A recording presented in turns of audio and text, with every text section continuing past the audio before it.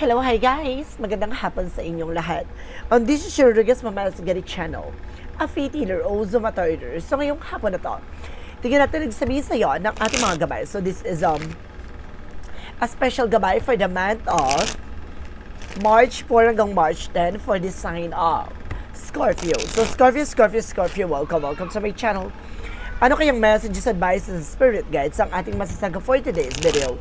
Kanino kayang energy or kaganapan sa buhay ng mga Scorpio ang ating mahagilap? So guys, this reading is a reading namang nila at makaka-resonate. Kunin lamang po makaka-relate sa inyo.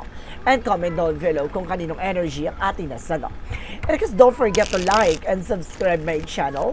And hit the notification bell for more videos update kasi maraming salamat po sa mga walang sawang pagsuporta sa aking channel, lalo-lalo na ang hindi nag-i-skip ng ads na way pagpalain kayo ng Diyos at may kapal, siksik liglig nag-umapaw, na biyayang manubalik sa inyo. So let's see guys, what is the messages, advice ng ating angel spirit for the sign of Scorpio. So let's see and watch this. Ano kaya kaganapan sa buhay ng mga Scorpio signs ang ating mahagilap? So guys, nung ngayon at bubulabogin natin angel spirit, please give me information po. Okay, so this is something na Knight of Pentacles with security. Maging secure ka pagdating sa negosyo, trabaho, hanap buhay mo. Ano man tong pinaghirapan mo, ano man tong pinanghahawakan mo, kailangan pag-ingatan mo, no? Let's see what is additional messages. And there's the Two of Pentacles. So this is something balance. So kailangan mo maging balance. Emotional, physical, mental, no? Kailangan magiging balance ka sa lahat ng bagay. And there's a Chariot card, and there's something an action and movement. No, dito papasok ang mga pagbabago. There's something changes o movement or kaganapan sa buhay mo na kailangan mo kumilos at gumalaw, no? So let's see what is additional messages. And because this is something that for was by celebration. Na unti-unti ka na makakaranas ng celebration. Now, and there's a lot of information dito magdadala sa iyo ng home happiness, family gatherings, no, homecoming. And there's a strength card, no, confidence. So, kailangan mo lakasan ng loob mo, maging matapang ka. No, kailangan palaban ka dito. Hindi pwedeng duwag ka sa isang situation or sa isang eksena na to. And there's the Ten of Pentacles. There's something long-term. Na magkakaroon ka ng financial security. Magkakaroon ka ng pangmatagalan na finances. So, let's see what is the Nine of Pentacles. Nine of Pentacles represents with the Six of Cups. For something a remnants. Something a memories, no? Kaya kailangan alam mo sa sarili mo yung mga pinagdaanan mo. No, may mga pangyayari dito na pinanggalingan or pinanghugutan mo ng iyong lakas ng loob. Kaya, or kailangan mong maging maingat, no, kung ayaw mo nang ulit-maulit yung mga nangyari sa iyo from the past. So, this is the Two of Pentacles, represent for Empress card for a revert. No, magkakaroon ka dito ng, kumbaga, ng panibagong eksena. There's something, a blessing, and there's something, a new beginning coming in for you. What is the Chariot card? Represent with the King of Wands, a vision. No, unti-unti mo na makikita yung changes. Na unti-unti mo na makikita yung magiging possibilities. Na unti-unti mo nang nabibigyang mukha, no, ang iyong pangarap. And there's a Chariot card that because of this movement and action, no, unti-unti mo na nagkakaroon ng development lahat ng mga gusto mong mangyari sa buhay mo. What is the Four of Wands? A Four of Wands represent with an Eight of Pentacles. Just focus na pagdating sa negosyo, trabaho, hanap buhay mo. Kaya kailangan mag-focus ka sa ginagawa mo. No, hindi ka dapat nagpapalin lang sa mga taong nasa paligid mo. Hindi ka dapat nagpapadistract. What is the Strength card? Represent with the Queen of Swords, a bigger picture. No, titingnan mo lagi magiging possibilities, yung outcome ng eksena na to. Lagi mo pakakatandaan before taking action, kailangan kumbaga tingnan mo, alam mo yung sarili mo na ipapanalo mo to. No, kailangan malakas ang loob mo, hindi pwedeng duwag ka, hindi pwedeng may pag-alinlangan ka, kailangan palaban ka. What is the Ten of Pentacles? Represent with the Knight of Cups. There's something, an offer, proposal, engagement, and there's something promotion at the same time na magdadala sa iyo ng financial security, pang matagalan. So, ibig sabihin, magkakaroon ka dito ng panibagong, kumbaga, dagdag salary or dagdag na pagkakaperahan, ganon. So, let's see what is additional messages. We don't see Knight of Pentacles and the Six of Cups. Represent with the Ease of Wands for a new project, new plans. So, dito papasok mga panibagong eksena na magdadala ng bagong oportunidad para sa'yo, no? Sinisecure mo na lahat ng mga bagay na gagawin mo. Natuto ka na. Hindi ka na basta-basta nag-share ng kahit anong information, no? Plano, pangarap. What is the Two of Pentacles? Because the Empress card. There is something, the Fool card, for a leap of faith. No, dahil sa pananampalataya at tiwala mo, ito na yung tamang proseso at tamang pagkakataon para makapag-proceed ka na for another eksena. No, there is something, a river, and of course, this is something, a new beginning. No, talagang ibinalik, no, yung power talaga sa'yo. Parang nagkaroon ka dito ng, kumbaga, tapang na para magkaroon ka ng panibagong eksena na hindi ka natatakot, no? Na may masabi against sa'yo, no? Hindi ka na natatakot na mahusgahan, and there's a sour moment for a major changes. Malaki din ang pagbabago na magaganap, no? Hindi lang sa sitwasyon or estado mo, kundi din sa attitude and of course sa sarili mo. No, your mental health. Kumbaga marunong ka ng yung deadmahin, no? Marunong ka ng alisin yung mga negative na sinasabi nila, hindi ka na basta-basta nagpapa-apekto. The Four of Wands, of course, the Eight of Pentacles, represent what? The Ace of Cups. No, there's just something, a love offer, guys. Na meron dito, some of you guys, if you are being single, meron ditong bagong pag-ibig. If you are being taken, and this is something na magkakaroon ka ng higher level commitment. No, maaaring ikakasal kayo, magkakaroon ng engagement, and live in, at the same time, what is the strength? Because the Queen of Swords reference with a Page of Pentacles for investment. So, kung sinasabi dito, mag-i-invest ka na ng wais at listo. Mas matalino na. No, bago pa mangyari, kung alam mo na yung magiging possibilities, tinitignan mo na kagad yung advantage and disadvantage. It's good. What is the Ten of Pentacles? Because the Knight of Cups reference with the King of Swords. Stop the pattern. Putol mo na yung mga bagay na walang kaugnayan sa'yo. Yung mga bagay na hindi magsuserve sa'yo. Na masyado ka nang matalino sa lahat na nangyaring kaguluhan sa buhay mo. Lahat ng mga pinagdaanan mo, hindi ka na basta-basta magpapalim lang sa mga taong gustong sirain kung ano man yung mga bagay na pinundar mo or pinunla mo. What is additional messages for the outcome? Ang pinaka-outcome dito is the Ace of Swords. Now, there's something breakthrough. Some of you guys, magiging matagumpay ka talaga dito. Nagkaroon ka ng mas maliwanag na plano, na mas maliwanag na gusto, no? Or nagkaroon dito ng spiritual awakening, no? And there's the Lovers, connected with your love life. And there's the World card, no? Maaring meron tao talagang magpapatunay sa'yo na kumbaga sa likod ng mga pinagdaanan mo, sa likod ng mga nangyari sa'yo from the past, there's something acceptance and there's something na magkakaroon ng changes pagdating sa buhay pag-ibig mo. And there's the World card, maaring itong tao na to kumbaga magkaiba kayo ng culture or either kumbaga na sa ibang bansa mo siya makikilala. Additional messages tayo. About naman tayo sa finances and career. There's a Six of Pentacles. There's just giving, receiving something by the universe, no? Magtutuloy-tuloy na yung pera sa'yo or yung finances. There's a Four of Pentacles. Protection at pangalagaan mo yung kinita mo or pagkakakitaan mo. And this is something the Devil card. Maraming tuso, maraming tukso, maraming taong haharang. No, there's an evil eye ako nakita dito. Mag-ingat ka. May inggitera. What is additional messages about sa about sa love life, sorry. About sa love life, there's a Nine of Cups with a wish fulfillment. And there's a Sun card. Sa buhay pag-ibig talaga, may magliliwanag sa'yo. Na makikita mo talaga yung life purpose mo. At the same time, kumbaga, itong tao na to, ilalaban ka, no? For long run. So, let's see additional messages for health. Sa health mo, there's a Knight of Pentacles. So, this is something that of blossoming.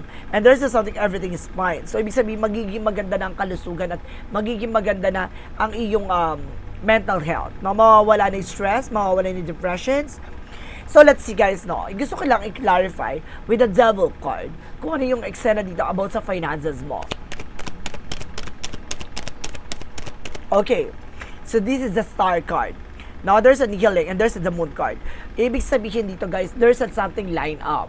Now, maraming mga pagsubok na papasok talaga dito. Maraming mga taong, kumbaga, tututol. There's a hidden agenda. No? Merong mga taong makikilala mo or lalabas dyan sa sa nangyayari sa'yo, sa paligid mo, makikilatis at makikilala mo to, na itong tao na to may lihim na inggit sa'yo. There is something evil eye. Huwag ka nag-share ng kahit anong information, kahit anong plano, huwag ka nagsasabi kasi hindi natutupad, hindi natutuloy. Additional messages tayo with the magical fairy messages. Represent what? With the magical fairy messages, represent what? And there's an easy does it, no? Kumbaga sinabi dito na stop trying so hard to control this situation. Na wag mo na kontrolin yung isang sitwasyon na hindi mo naman hawak-hawak. And there's something new hope. Magkakaroon talaga ng bagong bakay dito, guys. No, unfold it naturally. Kung ayaan mo siyang kumbaga mag-flow, no? Wag mong ipilit, wag mong kumbaga hayaan na maagaw no, or makuha ng isang ng ibang tao, no? Kaya kailangan maging maingat ka, no? Kumbaga sinasabi sa dito na kumbaga maging matalino ka na pagdating sa mga bagay-bagay, lalo-lalo na sa plano mo. And there's a raven. May sa aswang pa to. There's something with the devil card. Hindi lang pala siya kumbaga evil eye, no? There's something kumbaga ano rin siya, black magic, no? There's a black magic, there's a raven, ibig sabihin may sa aswang, no? And there's something weary, no? Maaring pinapapangit ka nito, maaring kumbaga naiinggit to sa'yo dahil maganda ka. And there's something magician. See, I told you, there's something magician is here. And there's something summer. Ngayon summer season, lahat ng mga bagay na to masasagot na. What is additional messages with the yin and yang oracle card? Represent with a home, commitment, and family. No? Kumbaga, especially with your family, maaring, kumbaga, related to, maaring family member to, or maaring nakakapasok sa pamilya nyo. And there's something purpose. No? Malalaman mo yung purpose mo talaga sa buhay mo. And there's a limitation. Labanan mo yung takot at pangamba mo. Let's see, guys, what is additional messages for a romance angels for a Mystic Love Oracle deck? For a Mystic Love Oracle deck, represent what? And there's something watch your back. See, I told you, there's an enemy. Diba, pero talagang umakad lang dito sa iyong relasyon or naiinggit sa iyong relasyon. And there's an unfinished business. Some of you guys, no, may return mo back. No, meron ditong hindi pa natapos na pag-ibigan, may babalik from the past. So, let's see what is additional messages with an angel spirit guides. With an angel spirit, there's a judgment. This is a wake-up call for you. Parang ginigising ka sa katotohanan na you need to pay attention. And this is something success coming in for you. Magiging matagumpay ka this time. And there's a changes na unti-unti na magbabago, unti-unti na kumbaga makikita mo yung mga development. And there's a health, especially with your health. No? So let's see what is Archangel Michael messages. For Archangel Michael messages for you, represent what with the romance angels are helping you. Now, even sa love life, guys, na maaaring pinoprotection at ginagabayan ka dito ng ating angel spirit. And this is something use your imagination and use the answer. Now, gamitin mo rin yung intuition mo, yung visions mo, para masagot lahat ng mga katanungan mo. What is the angel's answer represent what? An angel's answer represent with a no. Na marunong ka dapat humindi. Hindi pwedeng laban na laban, hindi pwedeng palaban, na kumbaga, oo ka na lang ng oo, ganon. Kumbaga, hindi mo iniisip. No? Kailangan sa ngayon iisipin mo na. Kaya to nangyayari kasi dati, kumbaga, sige ka lang ng sige. No? Hindi ka marunong humindi. Say no rin, no? And there's something meditate, bring answers. So, kailangan mo mag-meditate, magdasal, magmuni-muni. What is additional messages with an angel spirit? And there's something, the golden children's. Oh, there's a rare gift. Now, you are also gifted. Now, may kakayanan at kaalaman ka. Gamitin mo ito ng wasto at tama. And there's a crack open. Now, there's something, a rock bottom with a surrender to the alchemy of life. Now, sinasabi dito, nabibigyang mukha na lahat ng kaganapan sa buhay mo. Kaya maghanda ka na. And this is something, your life is the canvas. So, there's something manifestation. May mga bagay na unti-unti mo nang mamamanifest. Additional messages with the chakra messages. And there's a grip, no? There's something losses na nangyari sa buhay mo. It's an opportunity to appreciate things, no? And there's a despondence, no? Sinasabi dito, guys, no? Alisin mo yung nagpapagulo sa utak mo. No? May mga tao dito na gusto kang linlangin, gusto kang guluhin para mapaliwara ang buhay mo. No? Kaya kailangan di ka dapat papa-apekto sa mga tao na to. What is the romance angels? represent with the religious factor. See, meron talaga spiritual dito na ginawa. No, meron ditong orasyon na ginawa sa'yo. Kaya nagkakamalas-malas din ang nangyayari for finances. And this is something deception. Now, there's something false mass. Ibig sabihin, nakala botong-boto kayo sa relasyon na to. Yung pala may naiinggit sa inyong dalawa. No, either it's a friend of yours or a family related. No, ganon. Let's see what is additional messages with an angel spirit, guys. And there's a spirituality. So, magliliwanag talaga sa'yo about spirituality. And this is something environment. Ibig sabihin na sa paligid mo lang. And there's an inner self. Na mas papalawakin mo lang sarili mo dito. Mas papalawakin mo ng kaalaman at mga pakiramdam. And this is something divinity. Enlightenment. Magliliwanag sa'yo lahat ng mga bagay na akala mo na malabo. What is Archangel Raphael messages? Archangel Raphael messages are represent with the diet is more important here. So, kailangan mo mag-diet din at the same time, guys, ha? Hindi pwedeng lamon ng lamon, laps ng laps.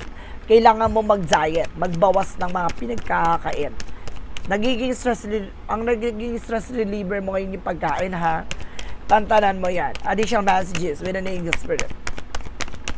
And there's protections that you are being protected. O kailangan protection ng pangalagaan mo yung career mo. And there's spiritual teacher. Kailangan mo talaga na maggagamot na puprotekta sa'yo. Oh my God. What is a Monsology? Represent what?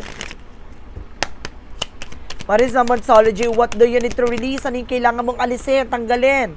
See? Meron ata nilagay dito sa negosyo mo na binuhos sa harap ng tindahan mo or negosyo mo or hanap buhay mo na nagpapamala sa iyong kumbaga, finances. There's something, or sa bahay nyo, binuhos sa harap ng pito nyo. There's a meditate and contemplate, no? Kailangan mo mag-meditate dito, guys. Magdasal. What is additional messages with an energy? And there's a magician and the mirror. Now, there's something reflections. Lahat ng mga bagay na gagawin mo mag-reflect sa'yo sa madaling salita, consequences. And there's the sound card with a pure positive outcome. Magiging maganda talagang kalalabasan dito. There's a door to the spirit. Nagbubukas ang pintuan about sa spiritual para maliwanagan ka, para malaman mo lahat ng mga bagay na nangyayari sa'yo. Bakit ganito? Bakit ganyan? Nagkakamalas-malas? Bakit ganito? Lagi kang sawi? Bakit ganito? Lagi kami nararamdaman. That because of this eksena with the devil. And there's something a black magic involved. Let's see what is a Jesus loving quote said. A Jesus loving quote said, represent, heal the sick that they're in, and say unto them, the kingdom of God is coming to you. See?